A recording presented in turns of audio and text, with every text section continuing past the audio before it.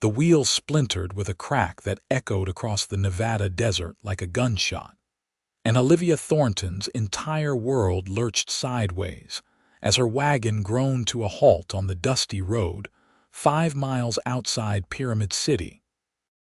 She gripped the wooden seat to keep from tumbling off, her heart hammering as the reality of her situation crashed over her like a wave.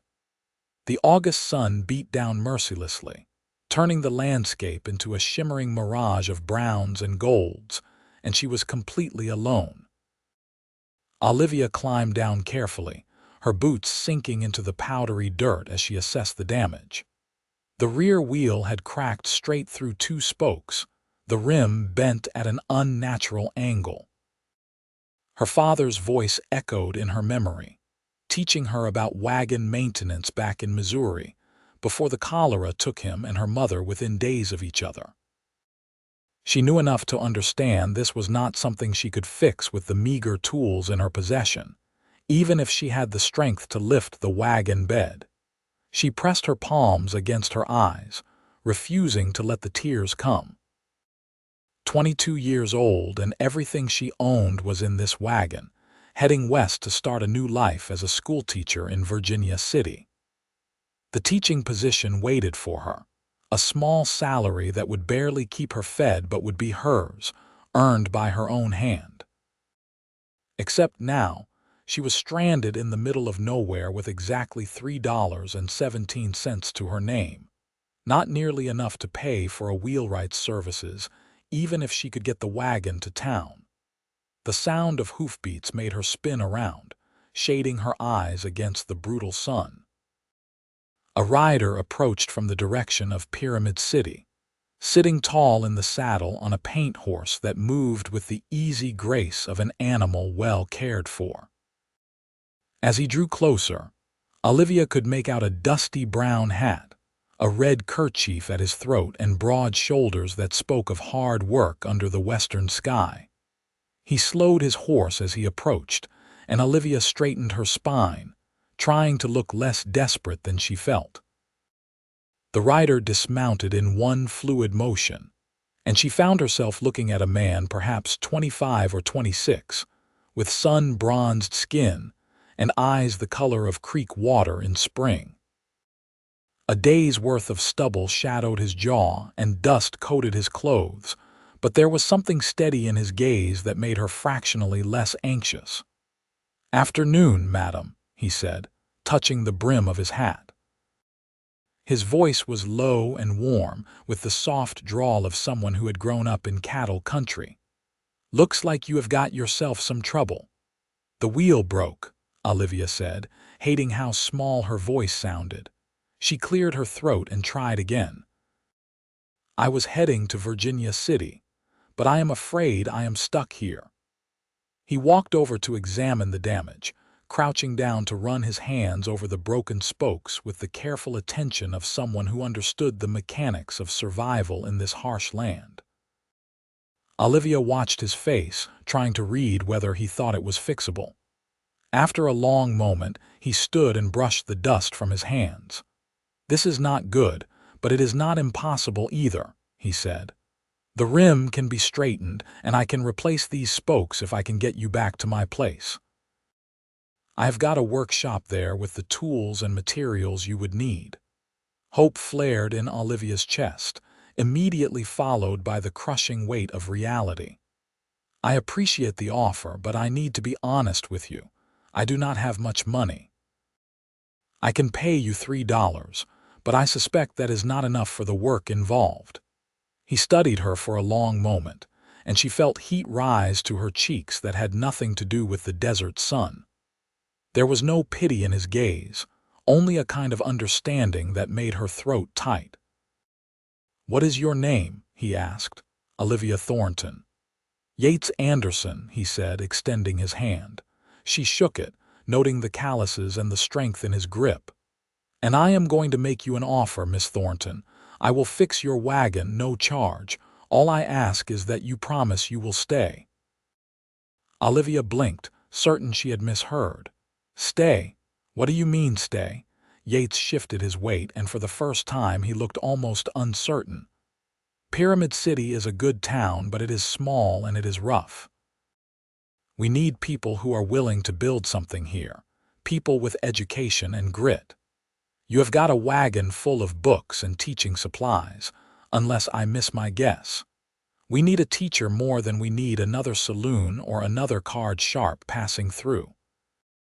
I have a position waiting in Virginia City, Olivia said slowly. Virginia City has got plenty of teachers. Pyramid City has got none. He met her eyes directly. I am not asking you to decide this second. I am just asking you to think about it while I fix your wagon. Stay long enough to see the town, meet some folks. If you still want to head to Virginia City after that, I will wish you well and send you on your way. But give us a chance. There was something in his voice that reached past Olivia's exhaustion and fear, something that spoke of hope and possibility. She thought about Virginia City, where she knew no one and would be just another face in a crowded mining town. She thought about her $3 and how far that would not get her. And she thought about this man with steady hands and creek water eyes who was offering to help her for nothing more than a promise to consider staying. "All right," she heard herself say. "I will stay long enough to see your town. That is my promise." The smile that broke across Yates's face transformed him entirely, lighting his features with such genuine warmth that Olivia felt an answering smile tug at her own lips despite everything. "Then let us get you and this wagon back to my place," he said. "It is going to take some doing, but I think between us we can manage it." Getting the crippled wagon the 3 miles to Yates's property took the better part of 3 hours. He rigged a support under the damaged wheel using ropes and a spare piece of timber from Olivia's supplies, then led his horse slowly while Olivia walked alongside, ready to steady the wagon if it started to tip.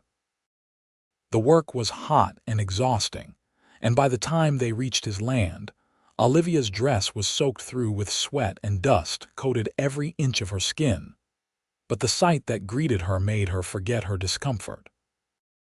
Yates's property sprawled across a small valley where a creek ran year-round, fed by springs in the hills. A solid cabin stood near the water, built from local timber with a stone chimney and a covered porch. Beyond it, she could see a barn, a chicken coop, and several corrals where horses grazed in the late afternoon sun. It was not grand, but it was well kept and prosperous in a way that spoke of hard work and careful planning. "You have built all this yourself?" Olivia asked, unable to keep the admiration from her voice. "Most of it," Yates said. "I have got a hand who helps with the horses, but he is off in Carson City right now visiting family. Been working this land for 4 years now. I raise horses mostly, some for ranch work and some for riding. There is good money in it if you know what you are doing." He guided the wagon to the barn where a proper workshop occupied one corner, filled with tools that gleamed from regular use and care. Olivia helped him unhitch the wagon, and when he began the process of jacking it up to remove the damaged wheel, she did not retreat to the shade as he probably expected. Instead, she asked questions and handed him tools and proved that she was not afraid of hard work. "You know your way around a workshop," Yates observed as she passed him the exact size wrench he needed before he asked for it. "My father was a wheelwright in Missouri before he took sick," Olivia said. "I spent enough time in his shop to learn the basics. I cannot do the heavy work, but I understand how it all fits together." Something shifted in Yates's expression, a deepening of respect that made Olivia feel seen in a way she had not experienced since her parents died. They worked together as the sun sank lower, and he explained each step of the repair process. The rim could be heated and hammered back into shape.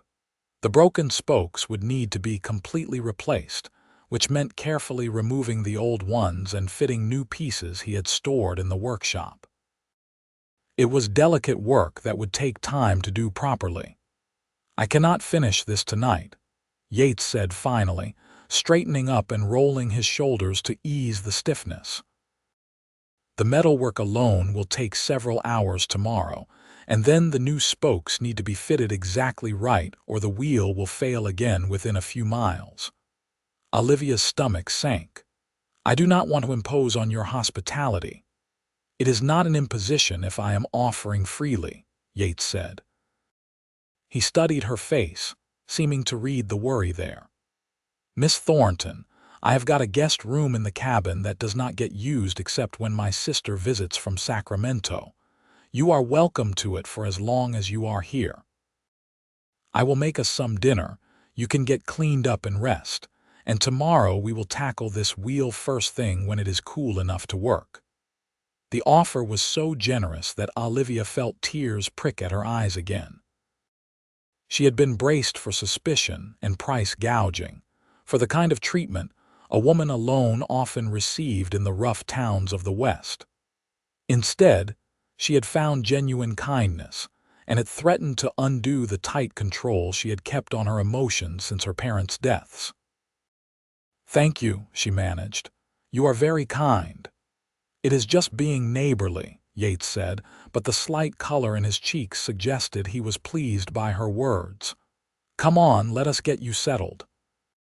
The interior of the cabin was as well maintained as the exterior, with simple but sturdy furniture and windows that let in the evening breeze. The guest room was small but clean, with a real bed covered in a colorful quilt and a washstand with a pitcher and basin. Yates brought her warm water from the stove and fresh towels, then left her to wash away the day's grime while he started dinner. Olivia cleaned herself as best she could, changed into a fresh dress from her trunk, and spent a moment trying to tame her dark hair into something respectable. When she emerged, drawn by the smell of cooking food, she found Yates at the stove preparing what looked like steak and potatoes with an expertise that surprised her. You cook? She asked. He glanced over his shoulder with a wry smile. When you live alone, you learn quick or you starve. I am not fancy, but I can make a decent meal. They ate at the simple wooden table as the last light faded from the sky, and Olivia could not remember when food had tasted so good. Maybe it was the exhaustion, or maybe it was the relief of being safe and helped, but every bite seemed to restore a little more of her equilibrium. Tell me about Pyramid City, she said after a while. You said it is a small town. Yates nodded, leaning back in his chair with his coffee cup cradled in both hands. About 200 people permanent, maybe 50 more who drift in and out working claims in the hills. It started as a mining camp 5 years ago, but the silver played out faster than folks hoped. The ones who stayed are the ones who see potential in something beyond mining. We have got good water, good grazing land, and we are positioned between Carson City and Virginia City on a route that gets regular traffic. What is the town like? Olivia asked, genuinely curious now. Rough still, but getting better. We have got a general store, a livery, a boarding house, 2 saloons, a church that doubles as our meeting hall, and a doctor who splits his time between us and 3 other small towns in the area. Yates met her eyes across the table. What we do not have is a school. We have got maybe 15 children in town and on the surrounding ranches, and they are growing up without proper education. A few families have been teaching their own as best they can, but it is not the same as having a real teacher. Why did you not just hire someone? Olivia asked. We tried. Placed advertisements in Carson City and San Francisco. The few responses we got wanted more money than the town could scrape together, or they took one look at how remote we are and changed their minds. He turned his cup slowly in his hands. When I saw you out there with your wagon full of books, it felt like Providence, like maybe you were meant to end up here instead of Virginia City. Olivia considered this, her mind working through the implications. You said the town does not have much money. How would they pay a teacher? We would figure something out, Yates said. A small salary, probably paid partly in trade. Meals provided by different families, maybe room and board in exchange for teaching duties. It is not much, but you would have a place here, people who appreciate what you do. He paused. And it would be yours. Your school, your students, your chance to really make a difference. The picture he painted was compelling. Olivia had imagined herself as one teacher among many in Virginia City, teaching in an established school with established rules and established ways of doing things. But here, she could build something from scratch, could shape young minds without the constraints of someone else's vision. It was terrifying and exhilarating in equal measure. "I will think about it," she said. "That is all I can promise right now." "That is all I am asking," Yates said, and his smile was warm enough to make her heart skip. They cleaned up the dinner dishes together, falling into an easy rhythm that felt oddly comfortable for two people who had just met. Yates told her about his horses, the careful breeding program he was developing to create animals suited for the harsh Nevada climate. Olivia told him about her childhood in Missouri, her parents' deaths, and the way her world had narrowed to the single point of getting west and starting over. "That takes courage," Yates said quietly, "heading into the unknown all alone." "I did not feel like I had much choice," Olivia admitted. "Everything I knew was gone. I had to become someone new somewhere new, or I was going to drown in grief." He nodded slowly. "I understand that. I came out here 4 years ago after my father died and my older brother inherited the family ranch back in Texas. I could have stayed on as a hand, but I wanted to build something of my own, wanted to prove I could make it on my own terms." There was a kinship in that shared understanding of loss and the drive to forge a new path. Olivia felt it settle between them like a tangible thing, a foundation upon which something more might be built. When full darkness fell, Yates lit lanterns and showed her where everything was if she needed anything during the night. He bid her good night with old-fashioned courtesy, and Olivia retired to the guest room feeling safer than she had in months. She lay in the comfortable bed, listening to the unfamiliar sounds of the Nevada night through the open window. Crickets sang in the darkness, and somewhere in the distance, a coyote called to its pack. She thought about Yates Anderson with his steady hands and his generous offer. She thought about Pyramid City and the children growing up without a school. And she thought about the promise she had made to stay long enough to see what this place might offer her. Sleep claimed her before she could sort through all her tangled thoughts, and she dreamed of a classroom filled with eager faces and a tall cowboy watching from the doorway with creek-water eyes. Morning came with the smell of coffee and bacon, and Olivia woke feeling more rested than she had in weeks. She dressed quickly and emerged to find Yates already up and moving, breakfast nearly ready on the stove. "You are an early riser," she observed. "Ranching habits," he said with a grin. "The horses do not care if you want to sleep in, but I let you rest because yesterday was hard. I figured you needed it." They ate breakfast in companionable quiet, then headed out to the workshop to tackle the wheel repair. True to his word, Yates spent the morning carefully heating the bent rim in his forge and hammering it back into shape. Olivia watched the process with fascination, marveling at the skill required to return the metal to its proper curve without weakening it. "You are really good at this," she said. Yates shrugged, but she could tell he was pleased. "I have always liked working with my hands. There is something satisfying about taking something broken and making it whole again." By midday, the rim was repaired and cooling, and Yates turned his attention to the broken spokes. This work was even more intricate, requiring precise measurements and careful fitting to ensure the wheel would be balanced. Olivia helped where she could, handing him tools and holding pieces in place while he worked. They talked as they worked, the conversation flowing easily between them. Yates told her about the neighbors who had helped him when he first arrived, teaching him the ins and outs of the local land and water rights.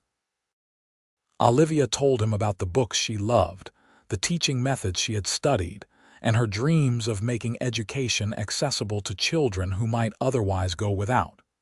"You really care about this," Yates observed, fitting another spoke into place. "Teaching, I mean. It is not just a job for you."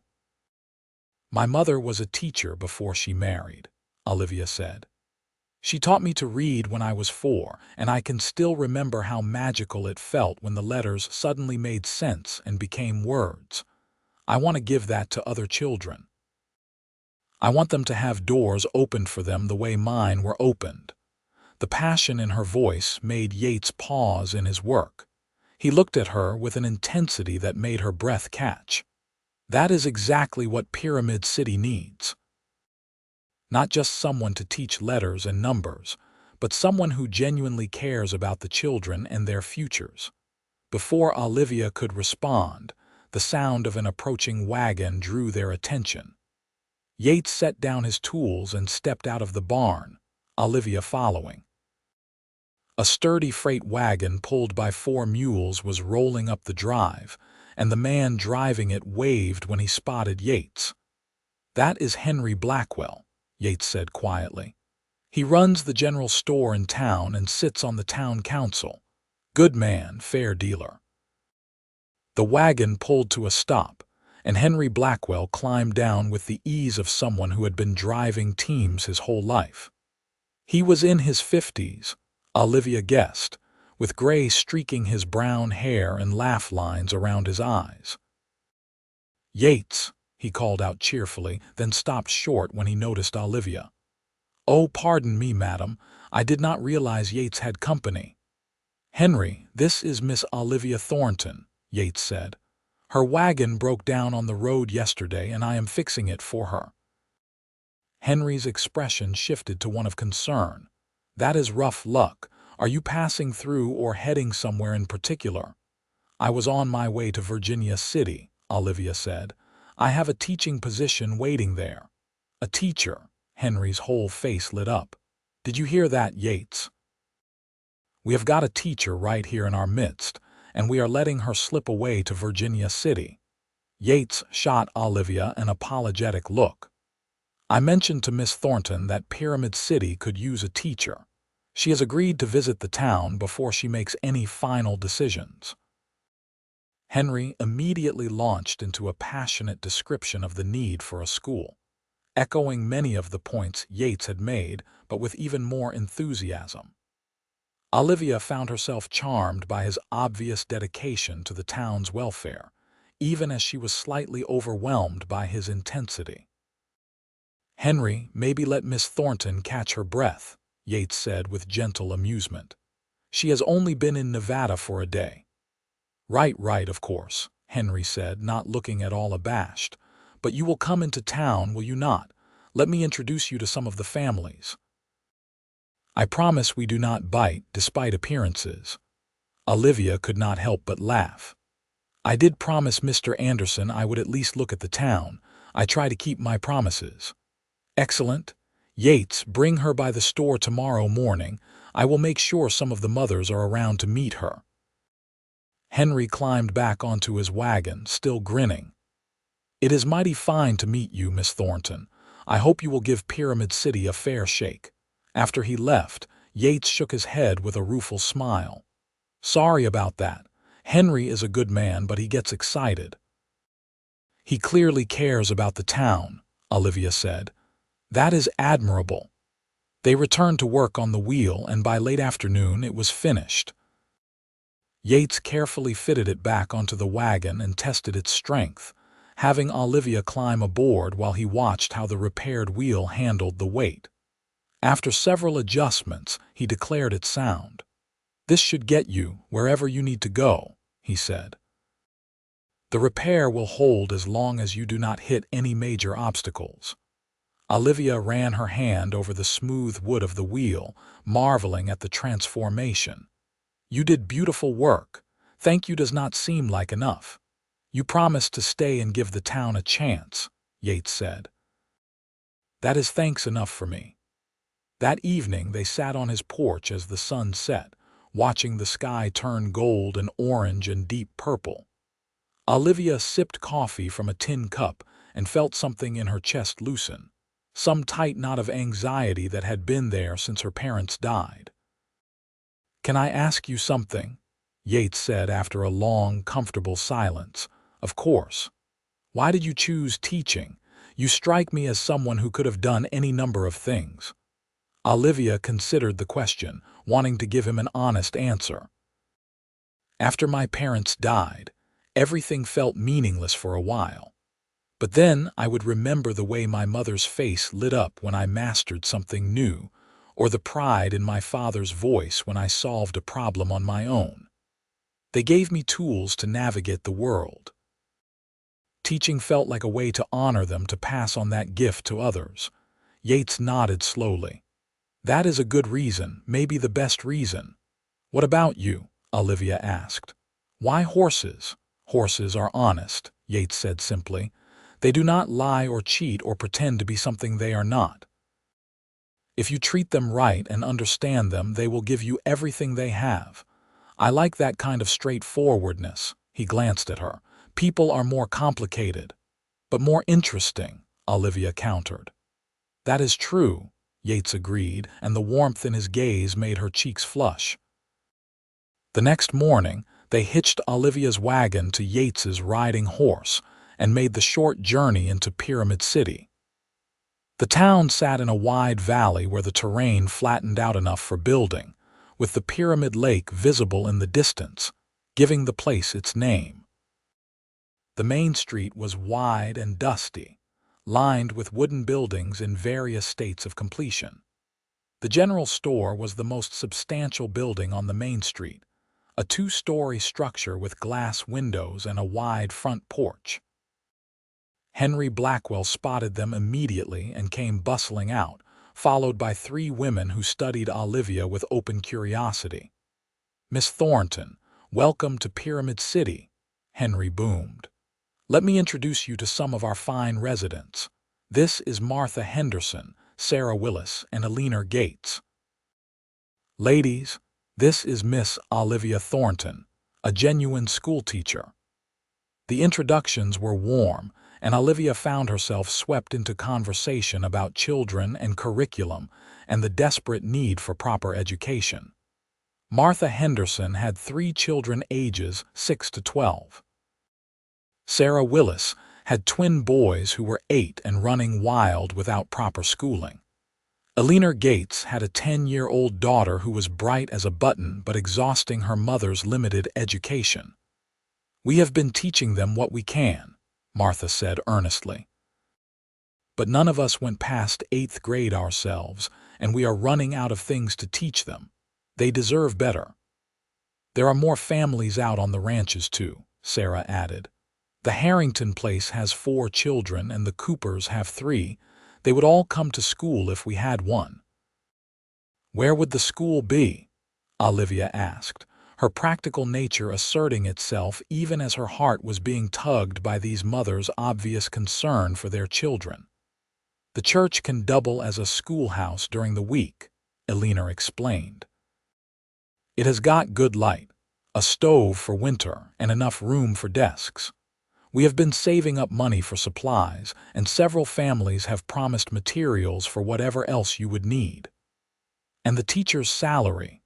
Olivia pressed, needing to understand the reality of the situation. Henry cleared his throat. "We can offer $30 a month to start, plus room and board. I know that is not much compared to what a city school might pay, but it is what we can afford right now. As the town grows, so would the salary. And everyone would contribute what they can in terms of meals and supplies." $30 a month was indeed not much, but it was only $10 less than the Virginia City position had offered, and that would have come with the much higher cost of living in a larger town. Here, with room and board included, she might actually come out ahead. "Can I see the church?" Olivia asked. The church sat at the end of the main street, a simple white building with a cross mounted on the peaked roof. Inside, it was clean and spare, with wooden pews and large windows that let in abundant light.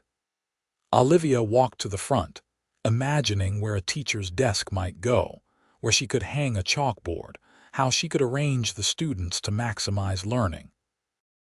"The Reverend comes through once a month," Henry said, watching her carefully. "Rest of the time, the building just sits empty. Seems a shame not to put it to good use." Olivia could see it so clearly. The children bent over their slates, the sound of recitations, the smell of chalk dust and learning. Her classroom, her school, her chance to make a real difference. She turned to find Yates standing in the doorway, his hat in his hands. He had hung back during most of the morning, letting the townspeople make their case without interference. But now his eyes met hers across the length of the church, and she saw hope there, and something warmer that made her pulse quicken. "Can I have some time to think about this?" Olivia asked Henry. "It is a big decision." "Of course," Henry said immediately. "Take all the time you need, but we would be honored if you would choose to stay with us." The mothers echoed his sentiment, pressing her hands warmly before they left to attend to their various responsibilities. Henry returned to his store, and Olivia found herself alone with Yates in the church. "What do you think?" he asked quietly. "I think you have a good town here," Olivia said. "I think these people genuinely care about their children and their community. I think there is real potential here. But—" Yates prompted, hearing the hesitation in her voice. "But it is frightening," Olivia admitted.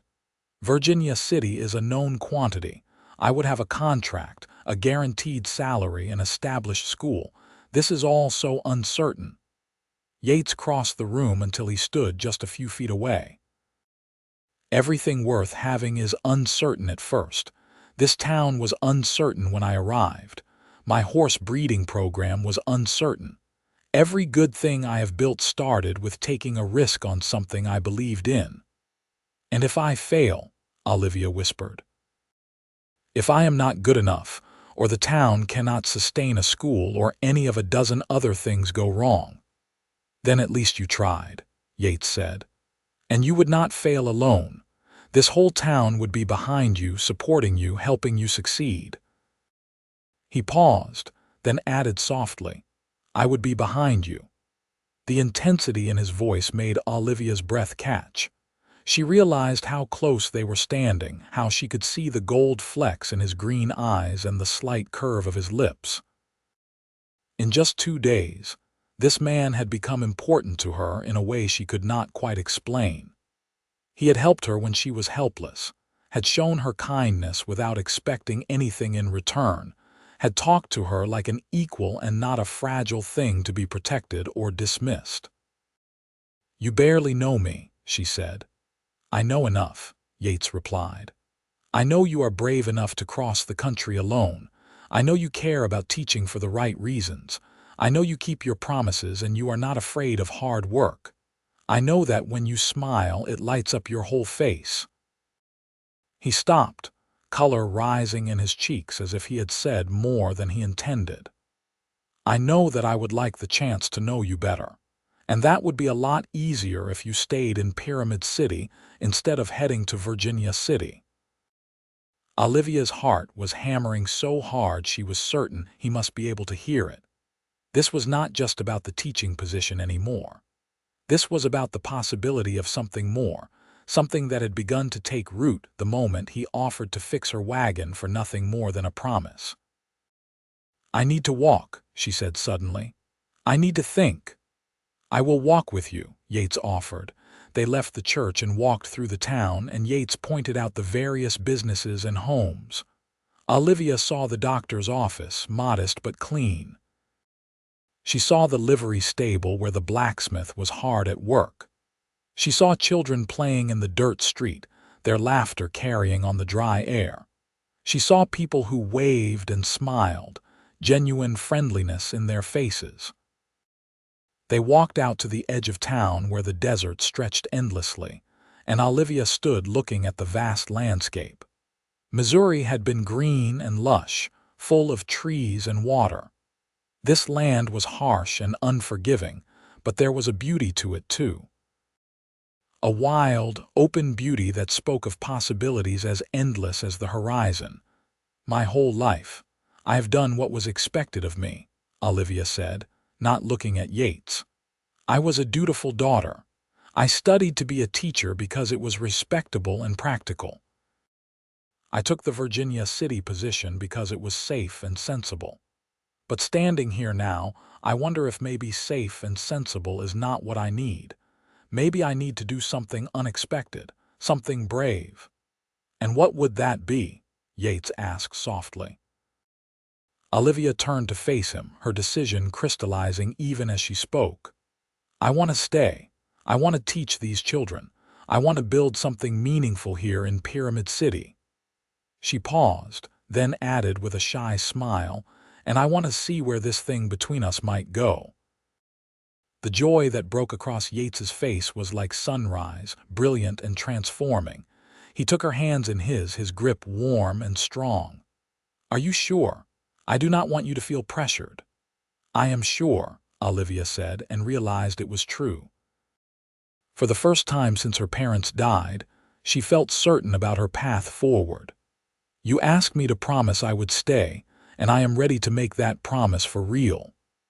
Yates's thumb traced circles on the back of her hand, sending shivers up her arm despite the heat. Then I promise you something too. I promise I will do everything in my power to make sure you never regret this choice. They stood there for a long moment, hands clasped, the vast Nevada landscape stretching around them.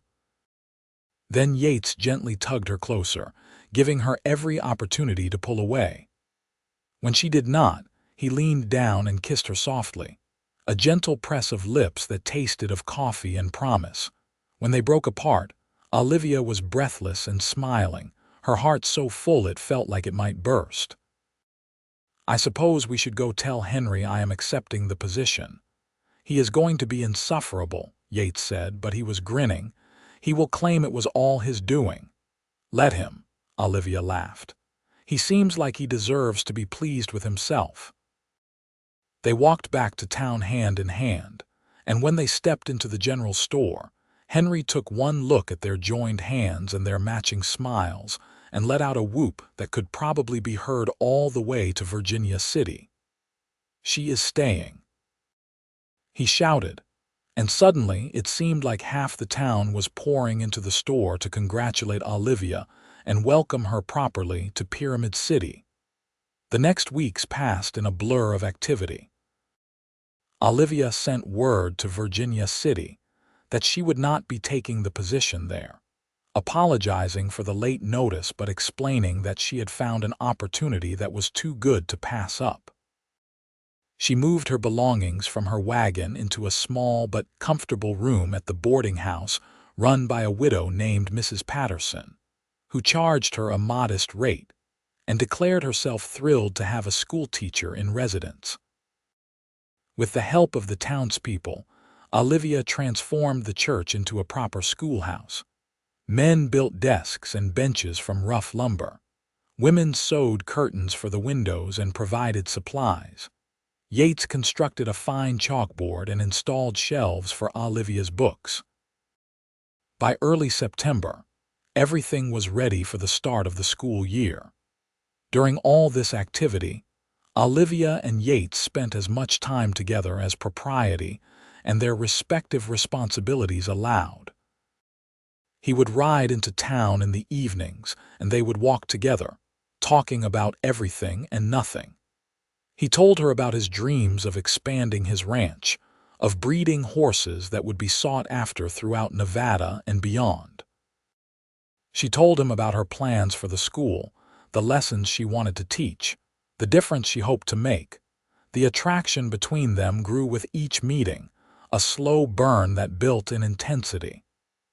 Yates would touch her hand in passing, and she would feel it like electricity. She would laugh at something he said, and he would look at her like she was the most fascinating thing he had ever encountered. They shared more kisses, stolen in quiet moments, each one deeper and more passionate than the last. "I am falling in love with you," Yates said one evening as they sat on Mrs. Patterson's porch, the stars brilliant overhead. Olivia's breath caught. It had been barely a month since her wagon broke down on that dusty road, but it felt like she had known him much longer. "I am falling in love with you too," she admitted. He kissed her then, long and sweet, and Olivia felt the rightness of it all the way to her toes. The first day of school arrived on a Monday in mid-September. Olivia woke before dawn, nerves and excitement warring in her stomach. She dressed in her best teaching dress, pinned her hair up neatly, and arrived at the church schoolhouse an hour early to make sure everything was perfect. The students began arriving at 8 o'clock, accompanied by proud parents. Olivia had 23 students in total, ranging from age 5 to 14. There was Martha Henderson's 3, Sarah Willis's twin boys, Alina Gates's daughter, and children from a dozen other families in town and on the surrounding ranches.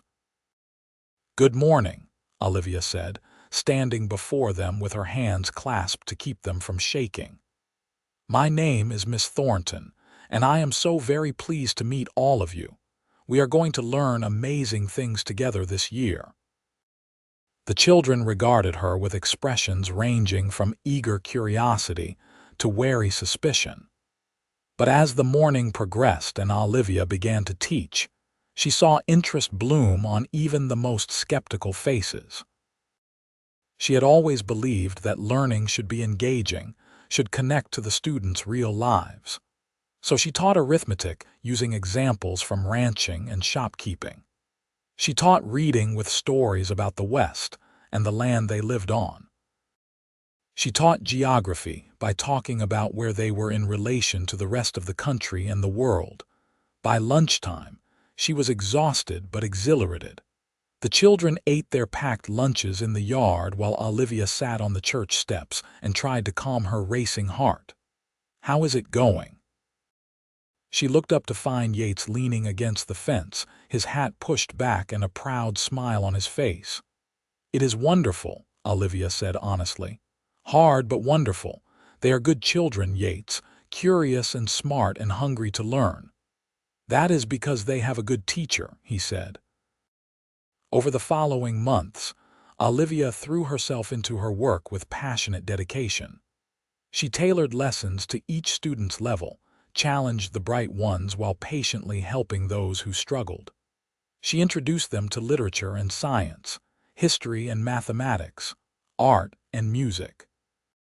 She organized spelling bees and geography contests, and she watched her students blossom under her attention. The town embraced their new schoolteacher wholeheartedly. Families took turns providing her meals, often inviting her to eat with them so they could hear about their children's progress. Henry Blackwell gave her credit at his store for any supplies she needed. The doctor volunteered to give a lesson on basic health and first aid. Everyone contributed what they could to make the school a success, and through it all, Yates was a constant presence. He would appear at the schoolhouse to fix a loose board or repair a broken window. He would bring her lunch when she was too busy to remember to eat. He would escort her home in the evenings, and they would talk about their days and their dreams and fall more deeply in love with each passing week. "I want to marry you," Yates said one evening in early December. They were sitting in his cabin by the fire, Olivia having ridden out with him after school to see the new foals that had been born. The declaration was abrupt but heartfelt, and Olivia felt her entire world tilt. "We have only known each other 4 months," she said, her voice barely above a whisper. "I know," Yates said, "but I have never been more certain of anything in my life. You are everything I did not know I was looking for. You are brave and smart and kind. You care about things that matter. When I think about my future, you are in every vision I have." He took her hands, his green eyes intense. "I love you, Olivia Thornton. Will you marry me?" Olivia's eyes filled with tears, but they were happy tears, joyful tears. "Yes," she said, laughing and crying at the same time.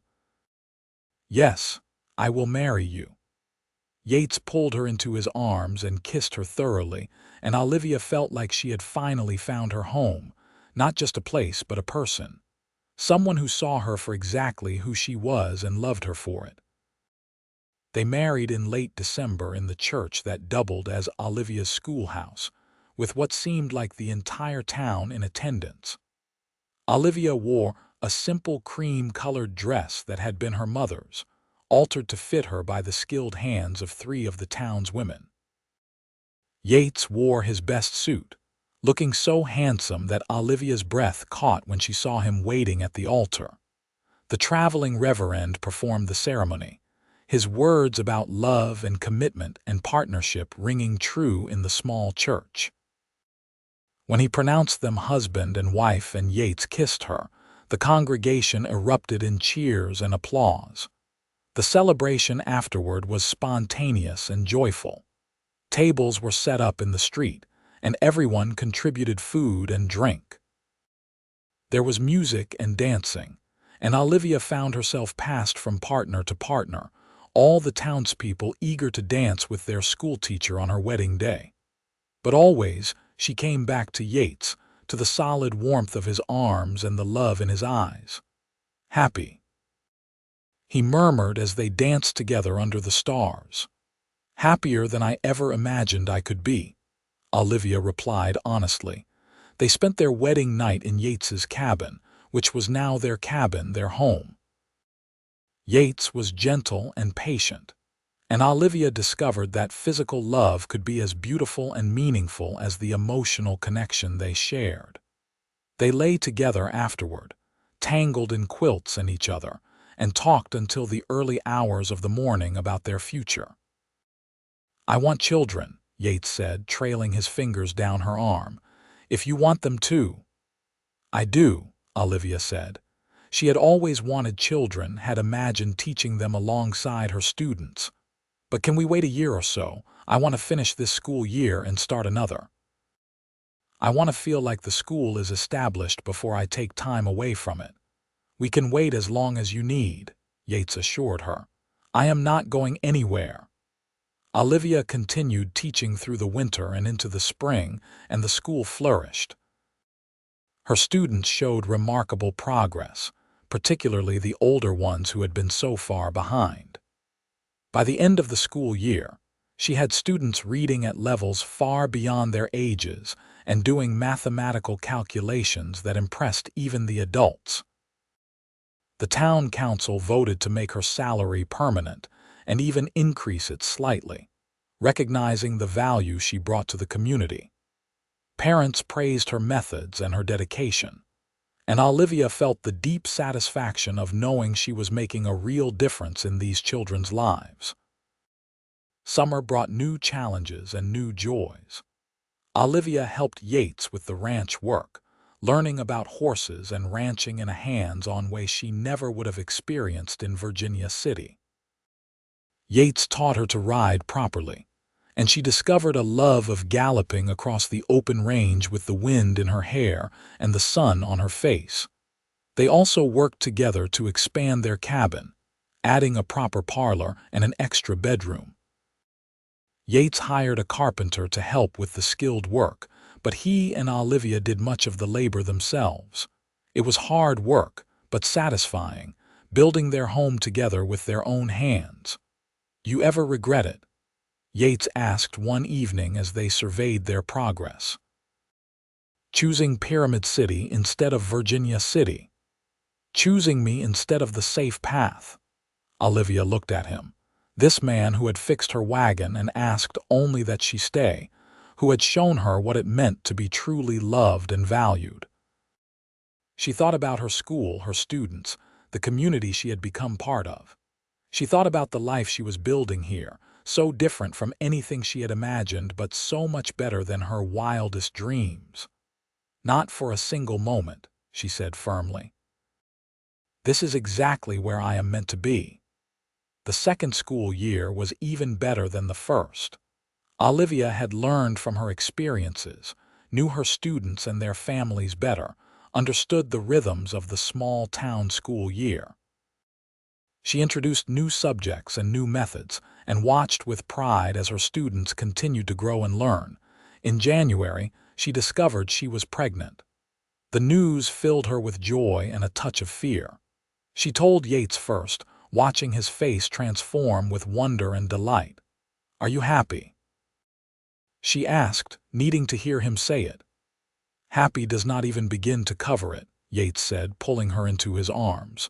"You have given me everything, Olivia. A home, a purpose, and now a child. I love you more than I can say."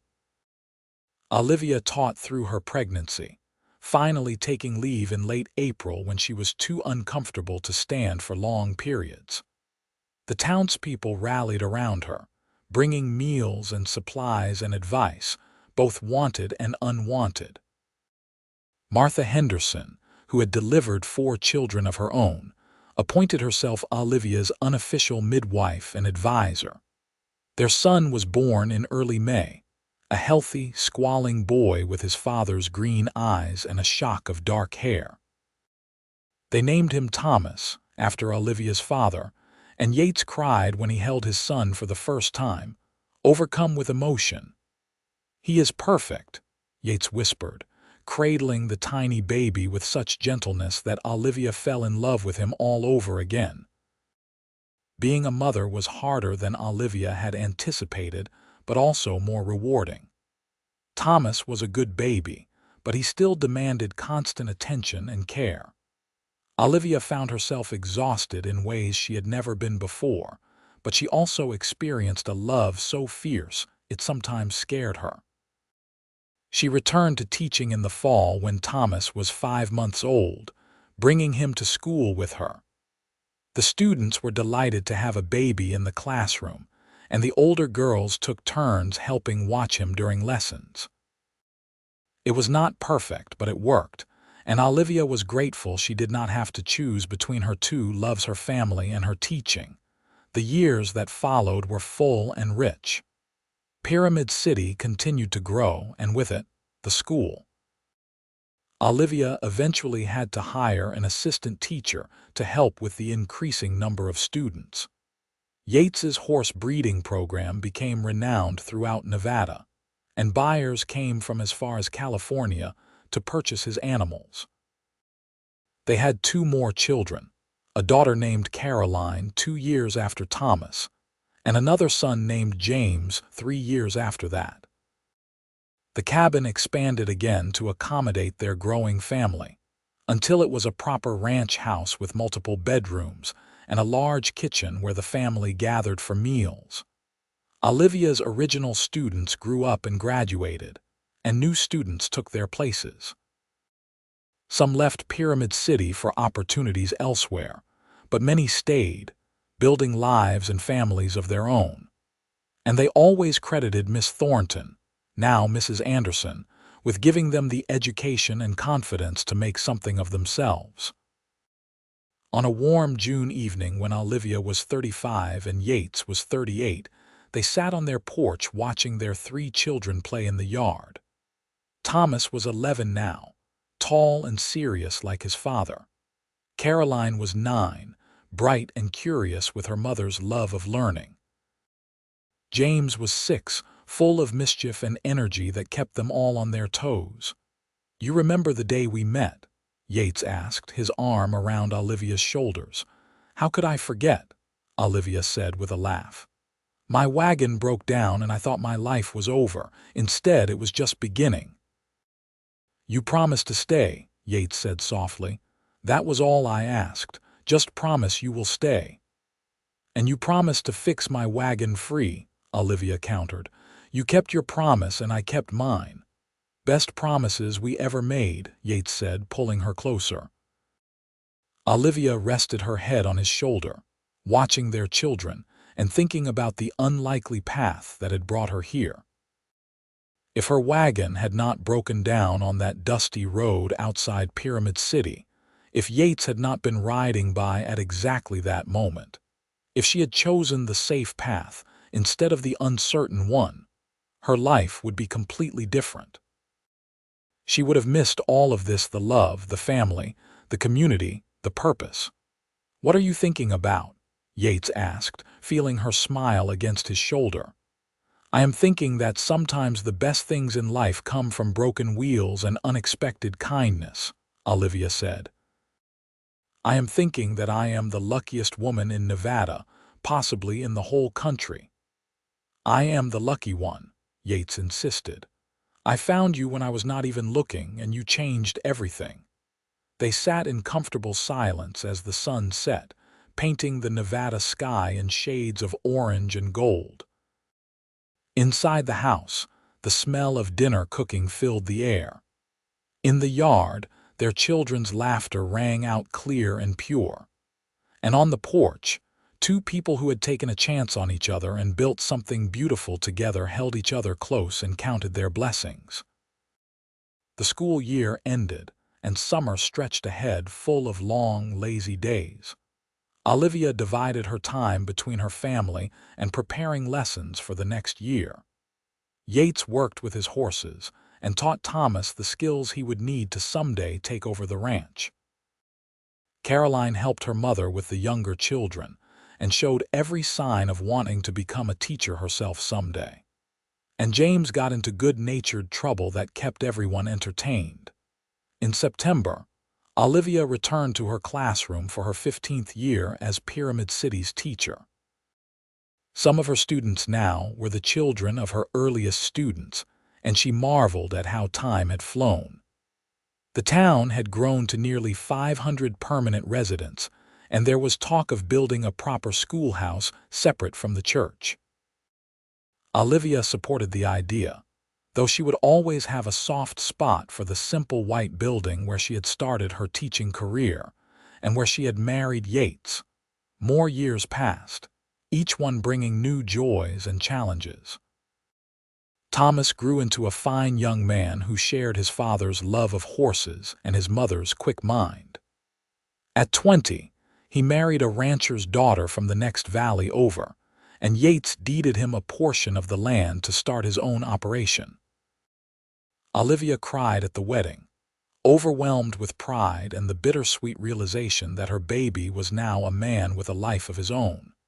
Caroline did indeed become a teacher, studying under her mother, and then taking over as head teacher when Olivia finally retired at the age of 50. Watching her daughter command the classroom with the same passion and dedication she herself had brought to teaching was one of Olivia's greatest joys.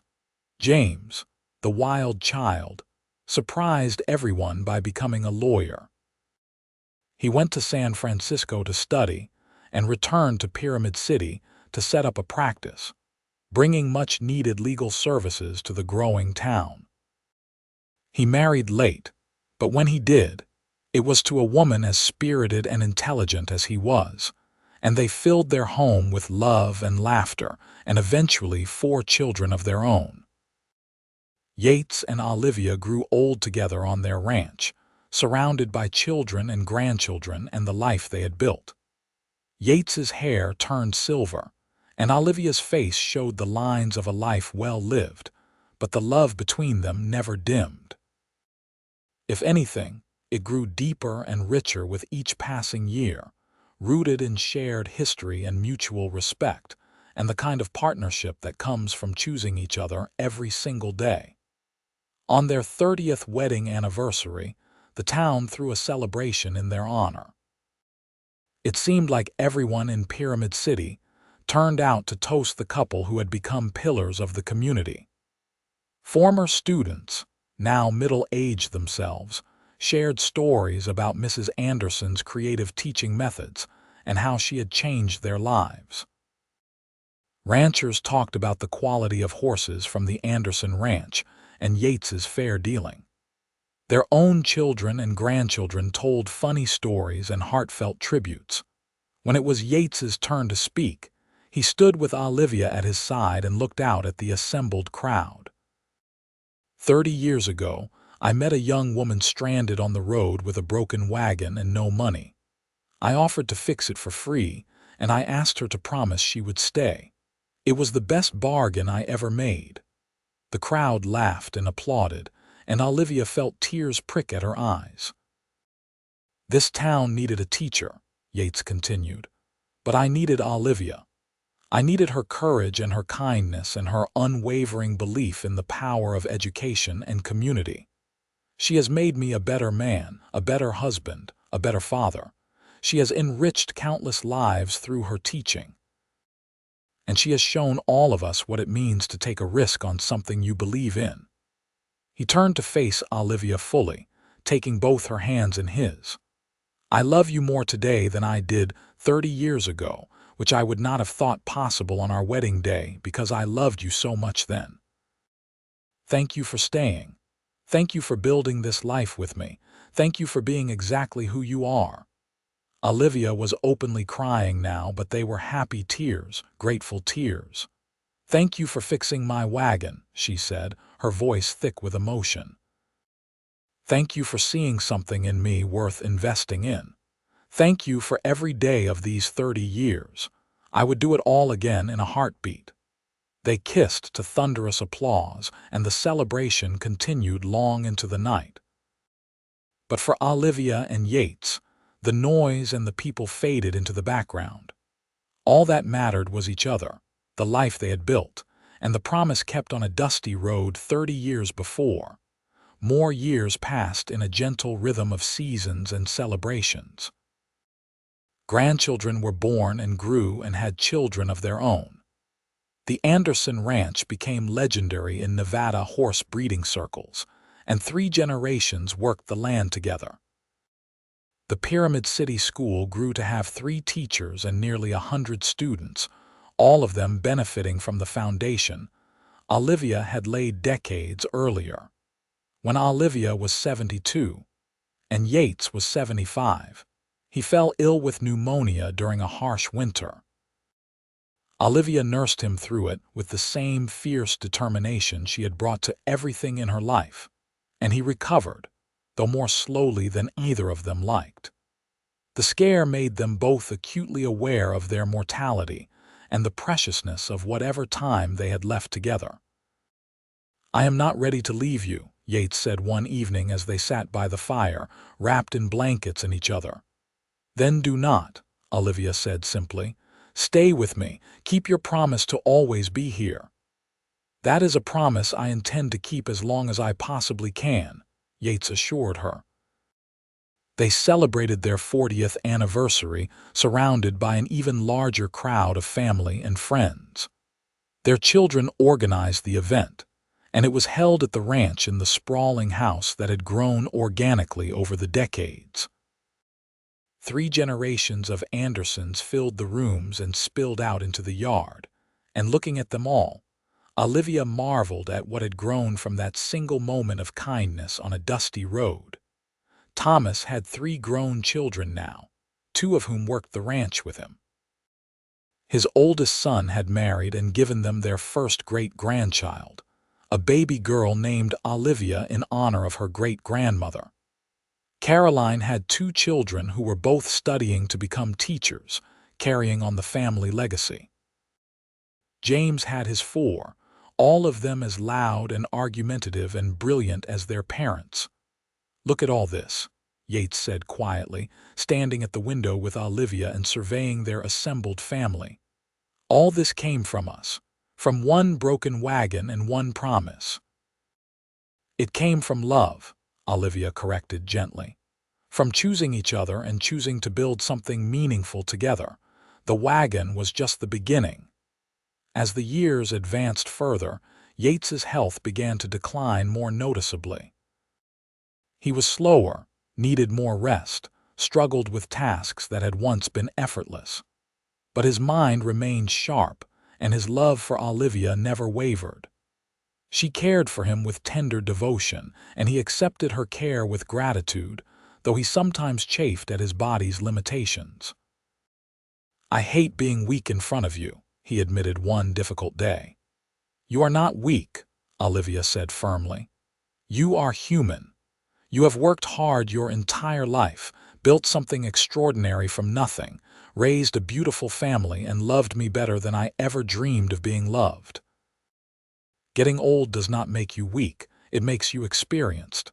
Yates smiled at that, pulling her down beside him on the couch. I love the way you see the world, you always have. You find the beauty and meaning in everything. I learned that from you, Olivia said. You saw potential in a stranded woman with a broken wagon when most men would have just ridden past. You believed in me before I fully believed in myself. You taught me what it means to really see people and value them for who they are. They spent their final years in quiet contentment, surrounded by family and the land they loved. Yates still went out to the barn most days to check on the horses, though he left the heavy work to younger hands. Olivia still occasionally visited the school to read to the children or help with a particularly challenging lesson. They took walks together in the cool evenings, moving slowly but enjoying every moment. On a spring morning when Olivia was 78 and Yates was 81, he did not wake up. He passed peacefully in his sleep, lying beside the woman he had loved for more than half a century. Olivia woke to find him still and cold, and the grief that crashed over her was like drowning. But even in her deepest sorrow, she felt gratitude. Gratitude for the 56 years they had shared, for the love that had sustained them through everything, for the family and legacy they had created together. Yates had kept his promise to be there for her, to support her, to love her, right up until his very last moment. The funeral was attended by hundreds of people from Pyramid City and beyond. Yates had been respected and loved, and the stories people shared painted a picture of a man of integrity and generosity, someone who had made a real difference in his community and his family. Olivia sat surrounded by her children and grandchildren and great-grandchildren, drawing strength from the family they had created together. In the months that followed, Olivia adjusted to life without her husband. It was hard, harder than anything she had faced since her parents' death so many years ago. But she was not alone.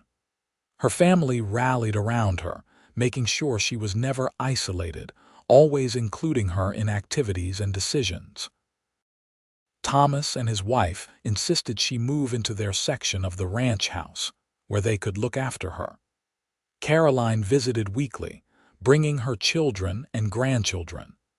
James came as often as his busy law practice allowed, always making her laugh with his stories and his irreverent humor. Olivia lived for another 6 years, long enough to see her great-grandchildren start school, long enough to celebrate Pyramid City's 70th anniversary as an incorporated town, long enough to know that everything she and Yates had built would continue long after she was gone. She remained sharp and engaged, telling stories about the early days of the town and her teaching career, offering wisdom and love to anyone who asked. On a summer evening when she was 84 years old, Olivia sat on the porch of the ranch house watching the sun set over the Nevada landscape she had grown to love so deeply. Her great-granddaughter Olivia, now 7 years old, sat beside her, asking questions about school and learning and what it was like when her great-grandmother was a teacher. "The most important thing I ever learned," Olivia told the child, "is that sometimes the best things in life come from unexpected places. You make plans, but you also have to be open to changing those plans when something better comes along. You have to be brave enough to take chances on things that scare you." "Were you scared when you came here?" little Olivia asked. "Terrified," Olivia admitted. "But I promised I would stay, and that promise changed my entire life in the best possible way." That night, Olivia went to sleep in her comfortable bed, surrounded by pictures of her family and mementos from her teaching career. She dreamed of a younger Yates riding toward her on a paint horse, his green eyes full of promise and hope. She dreamed of their wedding, their children being born, all the small and large moments that had made up their life together.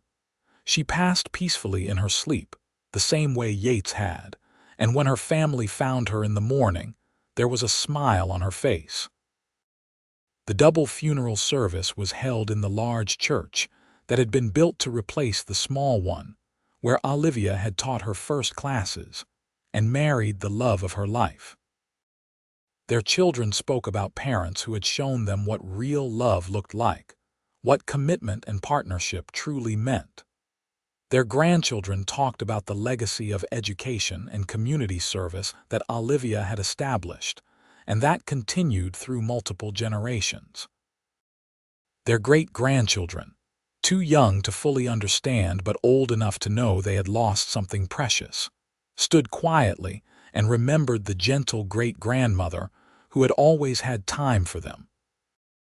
Olivia and Yates were buried side by side on a hillside overlooking their ranch, with a view of the land they had worked and loved.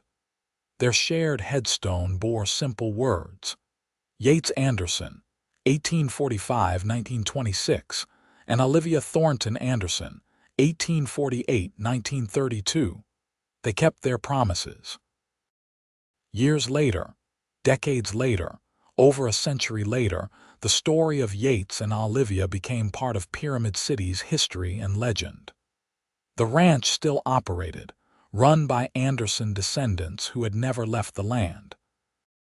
The school, now a modern building with computers and internet, still displayed a portrait of Olivia Thornton Anderson in the main hallway, honoring the woman who had founded education in the town.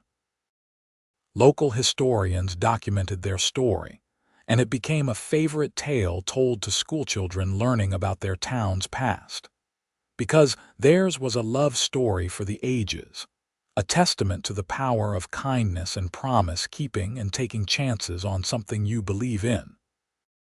It was a story about a woman whose wagon broke down and who had no money, and a cowboy who fixed it free and asked only that she stay. It was a story about building something meaningful together, about choosing love every day, about creating a legacy that would outlast them both. And most of all, it was a story about how sometimes the moments that seem like disasters are actually the beginning of everything good. How a broken wheel on a dusty Nevada road could lead to a love that spanned decades, a family that grew to fill a ranch house, and a legacy that would touch countless lives for generations to come. In the end, they both kept their promises. Yates fixed the wagon and more besides, building a life and a home and a love that was strong enough to withstand anything. And Olivia stayed, not just in Pyramid City, but in the hearts of everyone who knew her story. A reminder that the bravest thing we can do is say yes to the unexpected, to take the hand offered to us, and to build something beautiful from whatever circumstances bring us. Their story lived on in the town they helped build, in the school that still educated children, in the ranch that still raised fine horses, in the family that still gathered every year to remember where they came from. It lived on in the retelling around dinner tables and campfires, in the history books and the local museum, in the collective memory of a community that never forgot the cowboy and the teacher who had loved each other so completely. And somewhere in the Nevada desert, on a hillside overlooking a prosperous ranch, two headstones stood side by side, marking the final resting place of two people who had found each other when they needed it most, who had kept their promises to each other and to their community, and who had lived a love story that would never be forgotten. The wind blew across the graves, carrying with it the echoes of laughter and love, of promises made and kept, of a life well lived together. The sun set over the Nevada landscape, painting the sky in shades of gold and orange and deep purple, just as it had on that fateful day when a wagon broke down and everything changed. And in the twilight, if you listened carefully, You could almost hear the sound of hoofbeats approaching, a voice asking what was wrong, and another voice promising to stay. Always and forever, they promised to stay.